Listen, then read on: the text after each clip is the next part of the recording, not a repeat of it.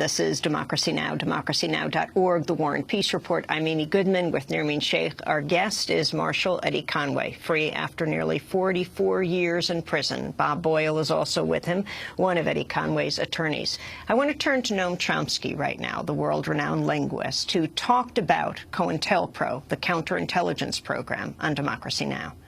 Cointelpro, which you mentioned, is actually the worst systematic and extended violation of basic civil rights by the federal government. It's maybe it compares with Wilson's Red Scare, but Cointelpro went on from the late 50s right through all of the 60s. It finally ended, at least theoretically ended, when the courts terminated it in the early 70s, and it was serious.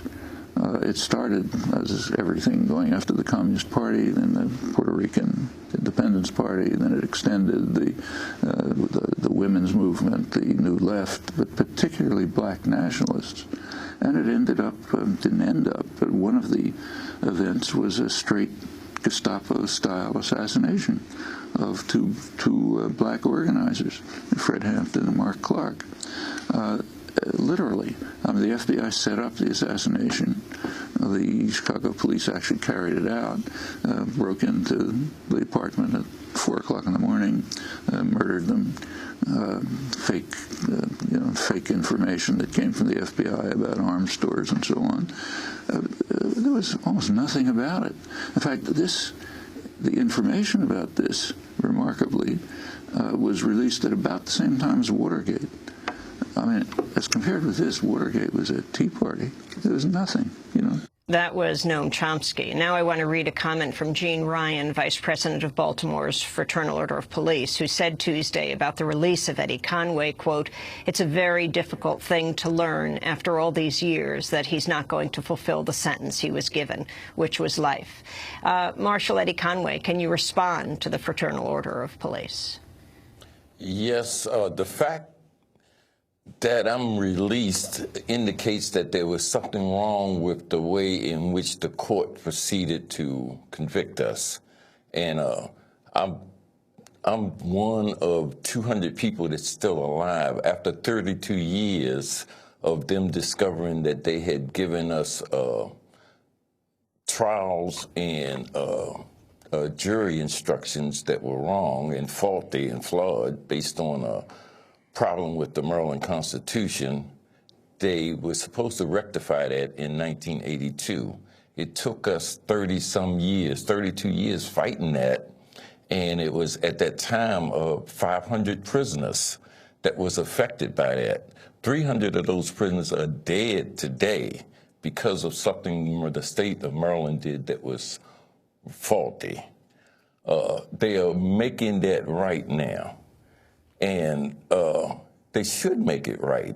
And if you claim that you support the law, then you need to support it when it do justice, or even if you're opposed to that justice. And in this case, this is a case of justice being done, even though it's delayed. And just one other comment. Bob Boyle. Is that Mr. Conway's trial took place in January of 1971. The break-in at the office in Media, Pennsylvania, which led to the disclosures concerning Cointelpro, did not occur until April of 1971. So Eddie went to trial at a time when Cointelpro was still active, and the jury did not know that there was this campaign to neutralize the leadership and the organization of the Black Panther Party. And so he, although it was tried to be presented at trial that there was this campaign of neutralization and people being framed up, we and his lawyers at the time lacked the information to do so. So this has to be looked at in that context, and also in the context that many of the victims of Cointelpro, remain in prison today. There are former members of the Black Panther Party who have been in jail for 40 years or more. And one other thing in response to the FOP, no matter what the situation is in terms of his trial, Mr. Conway served 44 years in prison. He's 67 years old. And, you know, there comes a point, I think, with all people who aspire to justice that, you know, there's enough time. And how much longer, I mean, are we vindictive in terms of keeping people in prison, particularly people who have served decades and who are of a certain age, you know, should all be let out. But I would just like to add one thing, too. The sentence of life in Maryland is a parolable sentence, and after 15 years, a person is eligible for parole. Up until it became a political football for politicians, people were serving life sentences and doing 20 and 25 years and being paroled and released and returning to society. It was only after Dukakis up in Massachusetts lost his bid for the presidential election that lifers no longer received parole because they used the Willie Horton case to take away the parolable life in the state of Maryland, even though that was legally the sentence according to the court. So lifers now in Maryland are doing 40 and 50 years when technically the judges that sentenced them only intended for them to do 20 to 25 years. And we're not getting paroled in Maryland as lifers based on the fact that it's politics involved. And so now the life sentence in Maryland, which is a parole life sentence, has been changed because of politics, not because of the law, into a non-parolable sentence. And that in itself is wrong. Marshal Eddie Conway, you spoke earlier about the work that you did inside the prison, organizing a labor union as well as a library. Could you explain how you went about doing that, and also say a little bit more about what the conditions were like in prison for you? Well, initially when I got in prison, obviously I was shocked. You know, I'd been in Europe, I'd been all across the country, I'd been, you know, doing a lot of stuff. I got in prison and I realized that there wasn't even a library there. There was one TV for 400 people. There was 2 radio stations. I mean, this was like 1971. I mean, and it seemed like it was 1930 in the Maryland Penitentiary. So, of course, I started working, but I also realized that there was a tremendous amount of young people and young men in prison. And because there wasn't anything constructive to do, there was a tremendous amount of violence. So I started off first trying to, 1, change that violence thing, and then 2, find things in which could help enhance the prisoner's life. And it took a long time, but eventually we came up with the Friends of a Friend, a mentoring program in which we actually start training other brothers that had street creds to mentor young brothers and new brothers that came into the prison system. And over the years, it's had made a significant difference in terms of street organization conflicts, in terms of resolving problems, and so on. And it is those people now that's a resource that the communities need to use, that's been mentoring for 5 and 10 years, that's still in the prison system. And the problem with that is that you can mentor and you can help people in the prison system, but they're already stuck in the prison system. And the real problem, the solution to the problem, is to address that issue before people get caught up in the prison system. And that resource in the prison system, those mentors need to be in the community, and they need to be working with younger people before they get sucked into the prison system. By that time, it's too late. And you can do good work on that side of the wall, but you really need to do the work to make the community safe on the other side. Yesterday, when you came out of prison, there were those who you had helped, who were young people, 15 at the time, who came to see you when you came out, crediting you with helping them survive. I wanted to ask about your family, Eddie, your son, grandson. How were you able to maintain contact in prison? Were you able to? I was able to maintain contact, but I did really a very poor job. Obviously, you sacrifice a lot when you lose a lot. You suffer a lot. You lose your family. You lose all the different kind of anniversary dates. You lose the events that bond and make a family grow together. You miss those experiences. You miss the first steps and the first words of your grandchildren. You try to maintain communications as best you can. You write, you telephone, and so on. But it's never a real relationship because that wall is in between you.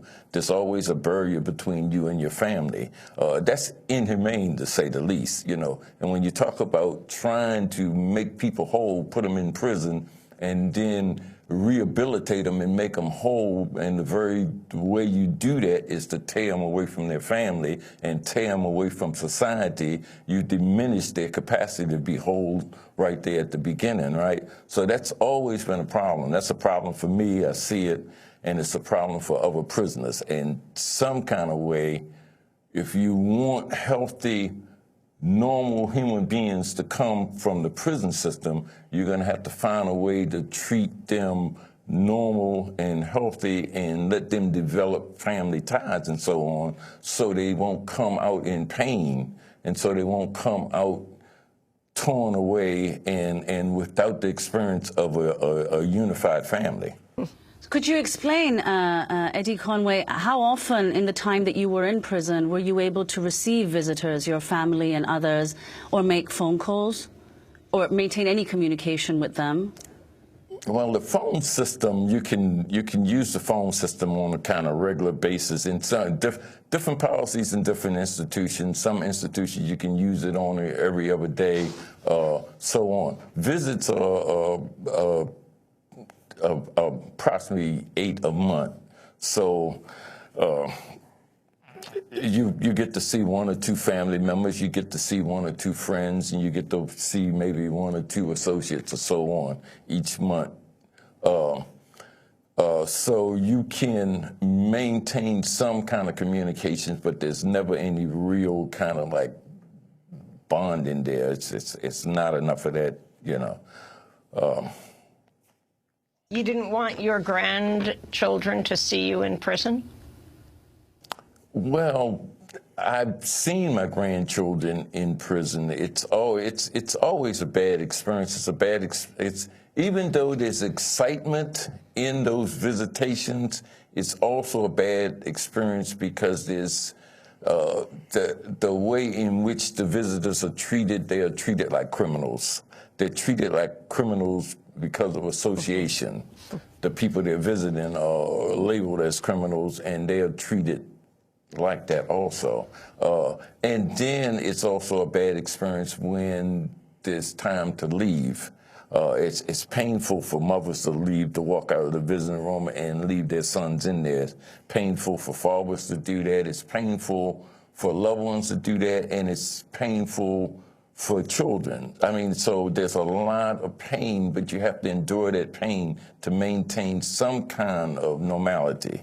To me, I was trying to lessen a lot of that pain because you could see it and you could hear it and you know that it existed.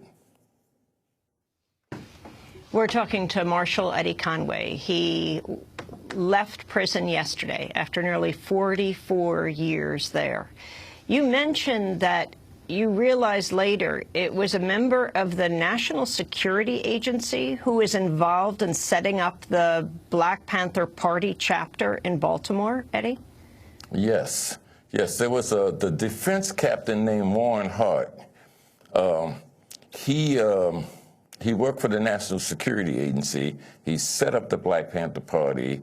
I was instrumental in exposing him after a lengthy investigation, and he fled the country. He went to Canada. He infiltrated Stokely Carmichael's organization, All African People's Revolutionary Party.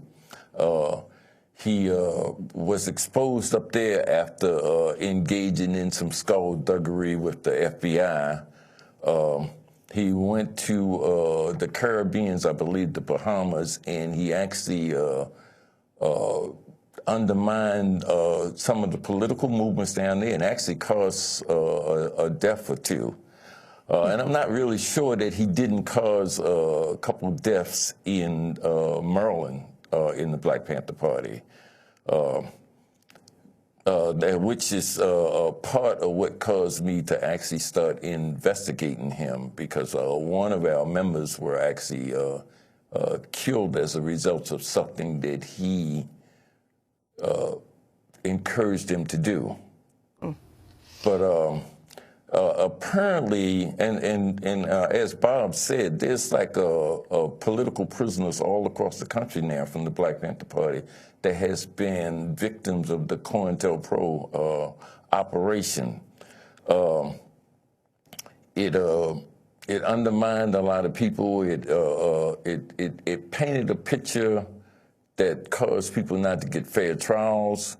It goaded people into responding to the violence that it was encouraging.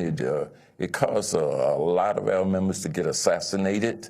It caused a lot of conflicts with other organizations that normally wouldn't have occurred had they not been in the background manipulating different organizations with poison pen letters, etc.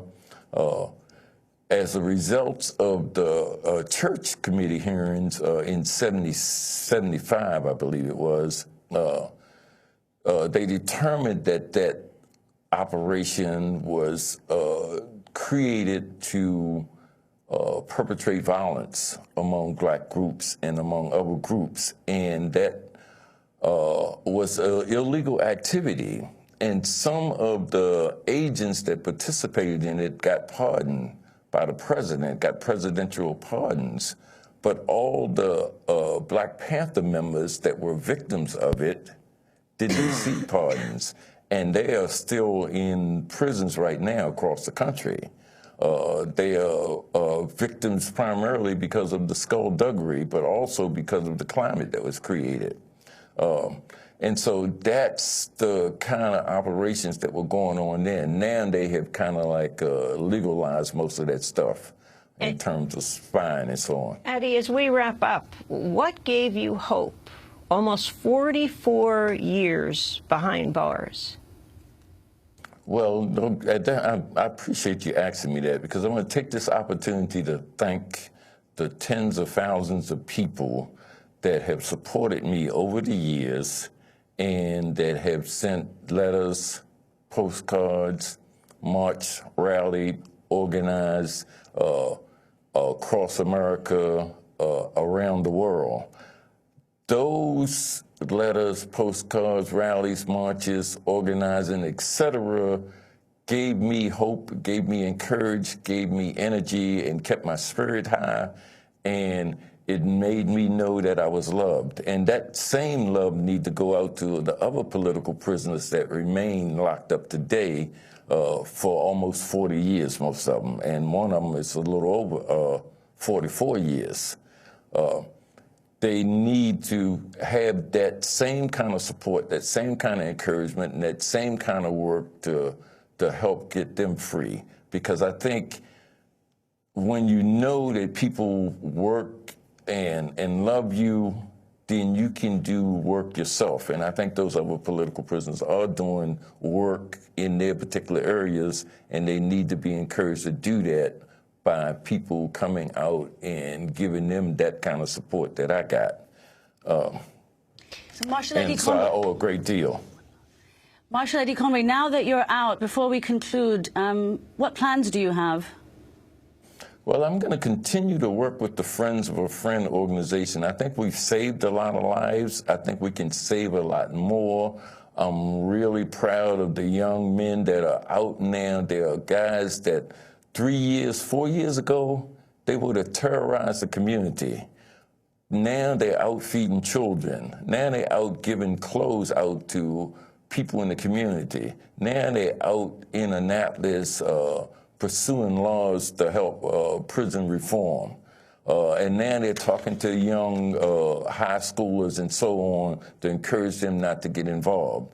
And so I can see in their work and in their practice that this is the way in which we need to try to address that problem. And so I'm going to continue to work with the Friends of a Friends program inside the prison system and outside the prison system and try to see if we can expand it across the country to help save some of the lives that are being lost. Marshal Eddie Conway, we want to thank you for being with us. Free after close to 44 years in prison, former Baltimore Black Panther leader. I also want to thank Bob Boyle, who is one of Marshal Eddie Conway's attorneys. Eddie Conway, welcome to the free world. This is Democracy Now!, democracynow.org, the War and